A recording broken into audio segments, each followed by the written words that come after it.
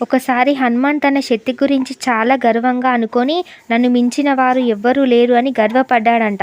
అది గమనించిన శ్రీరాముడు హనుమాన్కి పట్టుకున్న గర్వాన్ని తగ్గించాలి అని హనుమాన్ని పిలిపించి ఒక కొండను చూపించి, హనుమాన్ నీ శక్తితో ఈ కొండను కాస్త పక్కకి తొలగిస్తావా అని అడిగారంట.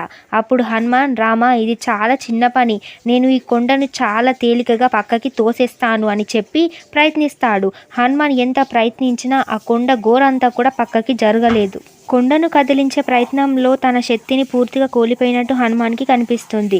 అప్పుడు హనుమాన్ బాధపడుతూ, ఇది ఎలా జరిగింది, నేను శ్రీరాముడికి ఈ మాత్రం సహాయం చేయలేని వాడినా అని గట్టిగా ఏడవడం ప్రారంభించాడు. అప్పుడు శ్రీరాముడు, హనుమాన్ బాధపడకు, నీ శక్తి మూలం ఏమిటో తెలుసా, అది నీ భక్తి. కానీ ఈరోజు నిన్ను పట్టిన గర్వాన్ని నీ శక్తికి దూరం చేసింది. నిజమైన భక్తికి అహంకారానికి దూరంగా ఉంచాలి అని చెప్తాడు.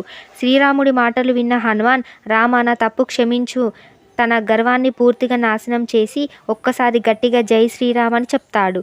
చెప్పగానే తను కోల్పోయిన శక్తి మళ్ళీ హనుమాన్కి వస్తుంది.